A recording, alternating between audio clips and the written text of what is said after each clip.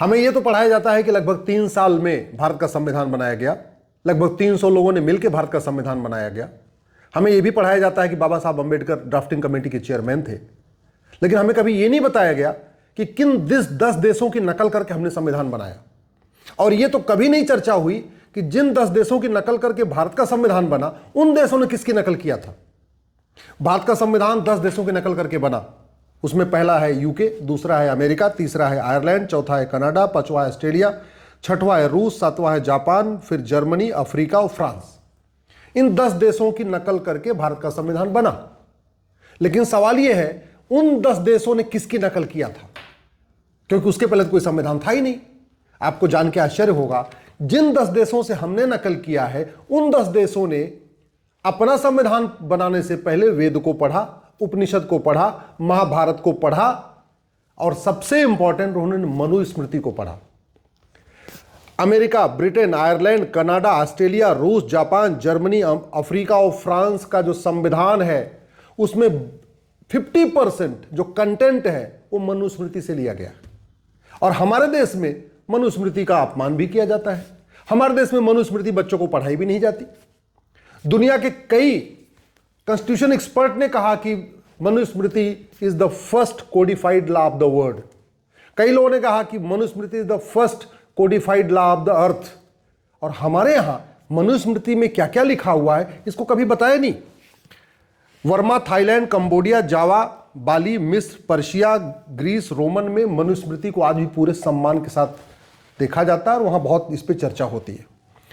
Europe, America, Britain, Germany में आज भी मनुस्मृति को पढ़ाया जा रहा है, ला के कोर्सेज में शामिल किया गया है। Max Muller, McDonald, Keith, Thomas और जूई, इन लोगों ने कहा था कि Manusmriti is the first codified law of the earth, Manusmriti is the first codified law of the world. और हमारे यहां इसकी कोई चर्चा ही नहीं हो रही है, उल्टा अपमान और किया जाता है। भारत का जो सुप्रीम कोर्ट है, इसके पहले प्रिवी काउंसिल होती थी और प्रिवी काउंसिल के जज थे विलियम जोन्स। उनको जब मनुस्मृति के बारे में पता चला, चूंकि उनको संस्कृत नहीं आती थी, तो पहले उन्होंने 2 साल तक संस्कृति सीखा और संस्कृति भाषा सीखने के बाद उन्होंने पूरी मनुस्मृति को पढ़ा। और विलियम जोन्स के जो जजमेंट है प्रिवी काउंसिल में, उन्होंने बाकायदा मनुस्मृति को कोट किया हुआ है। जर्मनी के दार्शनिक नीत्शे ने कहा था कि बाइबल की तुलना मनुस्मृति से करना मनुस्मृति का अपमान होगा। उन्होंने कहा था मनुस्मृति बाइबल की कभी तुलना ही नहीं हो सकती। और यह भी कहा था कि दोनों की तुलना करना अपने आप में पाप है। अमेरिका में encyclopedia of social science, Cambridge history of India, Keith ने हिस्ट्री ऑफ संस्कृति जो लिखा है, पीवी कांडे साहब ने धर्मशास्त्र का इतिहास लिखा है। इन सब में मनुस्मृति के ऊपर बहुत विस्तृत चर्चा की गई है।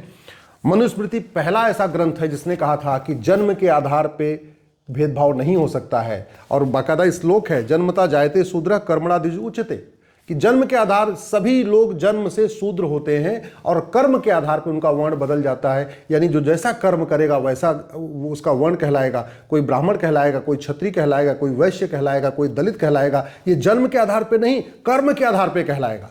वो फ्लेक्सिबिलिटी दुनिया के किसी धर्म ग्रंथ में नहीं है जो फ्लेक्सिबिलिटी मनुस्मृति ने दिया। धर्म के जो 10 लक्षण बताए हैं वो पहली बार पूरी दुनिया में मनुस्मृति में बताया गया। यत्र नारस्तु पूज्यते रमन्ते तत्र देवता। जिस जमाने में महिलाओं को बराबर माना ही नहीं जाता था, महिलाओं को उपभोग की वस्तु माना जाता था, उस समय भगवान मनु लिखते हैं यत्र नारस्तु पूज्यते रमन्ते तत्र देवता। नारी तू नारायणी, ये मनुस्मृति में लिखा हुआ है। यत्र नाम यानी जहां नारी की पूजा होती है वहां देवता निवास करते हैं। नारी नारायणी है, ये मनुस्मृति में लिखा हुआ है। हम आज की डेट में जेंडर जस्टिस, जेंडर इक्वलिटी की बात करते हैं कि महिला पुरुष एक समान है। मनुस्मृति ने कहा महिला पुरुष एक समान हो ही नहीं सकते, क्योंकि महिलाओं का स्थान पुरुषों से हमेशा ऊपर रखा गया। उन्होंने कहा जननी जन्म भूमि से स्वर्गादप गरीयसी। मनुस्मृति का वर्णन वाल्मीकि जी ने अपने रामायण में किया है। मनुस्मृति का वर्णन वेद व्यास जी ने महाभारत में किया है। और उस मनुस्मृति को हम भुला चुके हैं या अपमान कर रहे हैं। मनुस्मृति, भारत के संविधान में टोटल 22 चैप्टर है और मनुस्मृति में टोटल 12 चैप्टर है। 12 चैप्टर में पहला चैप्टर है सृष्टि की उत्पत्ति, दूसरा है ब्रह्मचर्य आश्रम एवं शिक्षा, तीसरा अध्याय है विवाह संस्कार और पितृपूजा, चौथा अध्याय मनुस्मृति का है गृहस्थ धर्म और भोजन के नियम, पांचवां अध्याय है महिलाओं के कर्तव्य और शुद्धता, छठवां अध्याय है वानप्रस्थ और संन्यास आश्रम। 4 आश्रम होने चाहिए। 25 साल तक सब लोग पढ़ाई लिखाई करेंगे, ब्रह्मचर्य का पालन करेंगे। 25 से 50 गृहस्थ आश्रम होगा। 50 के बाद अपनी जिम्मेदारी अपने बेटे को सौंपेंगे और वानप्रस्थ में जाएंगे, और 75 के बाद सब कुछ छोड़ के संन्यास आश्रम की तरफ जाएंगे। ये पूरी दुनिया में पहली बार मनुस्मृति में ही लिखा गया। भगवान मनु ने ही कहा कि आपको 4 वर्ण रखने हैं और इन चारों वर्णों का क्रमशः पालन करना है। पहली बार मनुस्मृति में कहा गया कि जो जैसा कार्य करेगा उसका वही वर्ण हो जाएगा, यानी ब्राह्मण क्षत्रिय वैश्य ये जन्म के आधार पर नहीं होंगे बल्कि कर्म के आधार पर होंगे। मनुस्मृति का 7वां अध्याय है राजा का कर्तव्य और राजधर्म। पहली बार प्रशासनिक व्यवस्था क्या होनी चाहिए वो मनुस्मृति ने बताया। उसके पहले दुनिया में कहीं राजा का डूज और डोंट कहीं लिखा ही नहीं था। राजा को क्या करना है क्या नहीं करना है ये मनुस्मृति से पहले कहीं लिखा ही नहीं गया था। 8वां अध्याय है न्याय, अपराध और राजनीतिक मामले, दंड संहिता। पहली बार एक कोडिफाइड जुडिशियल सिस्टम मनुस्मृति ने दिया। सुप्रीम कोर्ट के बहुत सारे जजमेंट में भी इसका वर्णन है। दुनिया के अलग अलग देशों ने इसके मनुस्मृति के जो जुडिशियल सिस्टम उसको कोट किया है। 9वां अध्याय है संपत्ति और स्त्री पुरुष का धर्म। 10वां अध्याय है वर्गों का मिश्रण और आपद धर्म। 11वां अध्याय है पाप और प्रायश्चित। 12वां अध्याय है कर्मफल, त्रिगुण और मोक्ष। आश्चर्य देखिए, जो किताब कहती है कि मूर्ति पूजा ये ज्यादा जघन्य अपराध है बलात्कार से, यानी बलात्कार कम अपराध है, मूर्ति पूजा ज्यादा अपराध है, उस किताब को कभी किसी जलाने की हिम्मत नहीं पड़ती। उस किताब के ऊपर कभी समीक्षा भी नहीं होती। जिस किताब को पढ़ के भारत में करोड़ों लोगों का नरसंहार हो चुका है, उस किताब को कभी पढ़ा ही नहीं जाता। कभी उसको किसी के हाथ लगाने की हिम्मत नहीं है, एक उसका पन्ना फाड़ने की हिम्मत नहीं है। लेकिन ओटजीवी, नोटजीवी, सत्ताजीवी नेताओं ने भारत के धर्म ग्रंथों का इतना अपमान किया है, पूरी दुनिया में थू थू हो रही है। आप जरा सोचिए पूरी दुनिया में मैसेज क्या जा रहा होगा।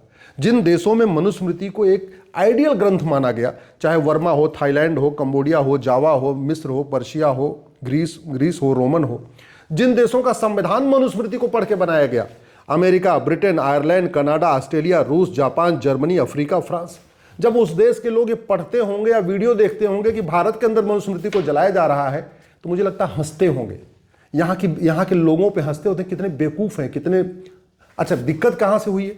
मनुस्मृति में श्लोकों में अंतर है, इसलिए कौन सी मनुस्मृति असली है कौन सी नकली है इस पर समस्या है। क्योंकि मनुस्मृति का हर व्यक्ति ने अपने अपने हिसाब से लिखा। जैसे भगवत गीता की बहुत सारी व्याख्या हुई है। भगवत गीता पे एक व्याख्या महात्मा गांधी ने किया, भगवत गीता पे एक व्याख्या अब्दुल कलाम ने किया, भगवत गीता की एक व्याख्या महर्षि अरविंदो ने किया, भगवत गीता की एक व्याख्या ओशो ने किया है। सबसे जो बड़ी व्याख्या किया ओशो ने किया। ओशो का तो पूरा 8 वॉल्यूम का पूरा भगवत गीता पे ही, भागवत पे ही पूरा है, उनका है, अपनी पुस्तक है।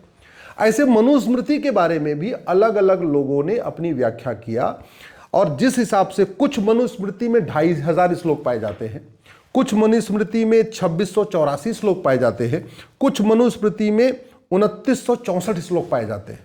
यानी मनुस्मृति में टोटल अगर आप देखिए तो 2500 से 3000 श्लोक पाए जाते हैं। इसका मतलब कहीं ना कहीं कुछ मिक्सिंग हुई है। वो किस समय मिक्सिंग हुई भगवान जाने। अंग्रेजों के ज़माने में मिक्सिंग हुई, मुगल काल में मिक्सिंग हुई, या मुगल काल अंग्रेजों के पहले मिक्सिंग हो गई थी, या बौद्ध काल में मिक्सिंग हुई, अशोक के समय में मिक्सिंग हुई मनुस्मृति में, या चाणक्य के समय में मनुस्मृति हुई, ये शोध का विषय है।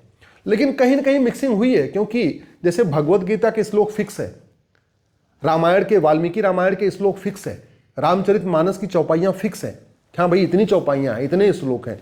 वैसा मनुस्मृति में नहीं है। मनुस्मृति में 2500 से 3000 श्लोक पाए जाते हैं। इसका मतलब कहीं ना कहीं मिक्सिंग हो सकती है। और एक बात आप सोचिए, जो भगवान मनु ये कहते हैं जन्म के आधार पे सब लोग शूद्र होते हैं और कर्म के आधार पे उनका वर्ण डिसाइड होगा। जो भगवान मनु धर्म क्या है अधर्म क्या है इसकी व्याख्या करते हैं, जो पहली बार कहते हैं सबको शिक्षित होना चाहिए, सबको पढ़ना चाहिए, मनुस्मृति में इसका बाकायदा वर्णन है, और सबको समान शिक्षा मिलनी चाहिए इसका वर्णन है। जिस भारत में हम आज की डेट में लोकतंत्र की बात कर रहे हैं उस लोकतंत्र का वर्णन मनुस्मृति में है।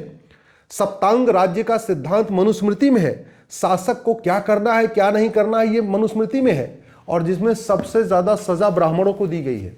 आपको जान के आश्चर्य होगा, उन्होंने सजा की जो क्राइटेरिया रखा उसमें कहा था चूंकि ब्राह्मण जाति से नहीं, मतलब पढ़े लिखे विद्वान लोग, सबसे अगर वही अपराध होगा तो सबसे सेम अपराध में दलित को सबसे कम सजा होगी, ब्राह्मण को सबसे ज्यादा सजा होगी। क्यों? क्योंकि वो कम पढ़ा लिखा है, वो ज्यादा पढ़ा लिखा है।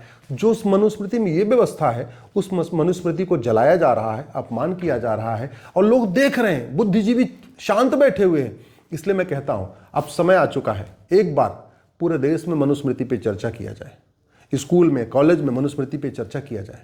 इतना महान ग्रंथ जिसको पढ़ पढ़ के दुनिया के 10 देशों ने अपना संविधान बनाया, और उन 10 देशों की नकल करके हमने अपना संविधान बनाया। जिन 10 देशों की नकल करके हमने संविधान बनाया, उन 10 देशों में इस पे आज भी रिसर्च हो रहा है, आज भी इसके ऊपर अध्ययन चल रहा है, और हम अपने ग्रंथ का अपमान कर रहे हैं। मुझे लगता है कहीं न कहीं इसके लिए वोट जीवी नोट जीवी नेता जिम्मेदार हैं, पार्टियों के दल गुलाम जिम्मेदार हैं, और बहुत बड़ी मात्रा में सनातन धर्म ग्रंथों को बदनाम करने की साजिश चल रही है। ये जितने लोग मनुस्मृति का अपमान कर रहे हैं, मैं सरकार से निवेदन करता हूं और मांग करता हूं, इनके एनजीओज की जांच कराएं। या तो किसी को एफसीआरए से फंडिंग आई है, या तो हवाला से फंडिंग हो रही है, या तो कालाधन से फंडिंग हो रही है, या तो जो हलाल इकोनॉमी है उससे उनको फंडिंग हो रही है। कहीं ना कहीं इनको फंडिंग हो रही है। अदरवाइज इतने महान धर्म ग्रंथ को इस तरीके से उसका अपमान करना, मुझे लगता है कहीं ना कहीं ये बड़े प्लान्ड वे में किया जा रहा है। ये विदेशी शक्तियों के इशारे पे किया जा रहा है, राजनीतिक पार्टियों के इशारे पे किया जा रहा है, और नेताओं के इशारे पे किया जा रहा है।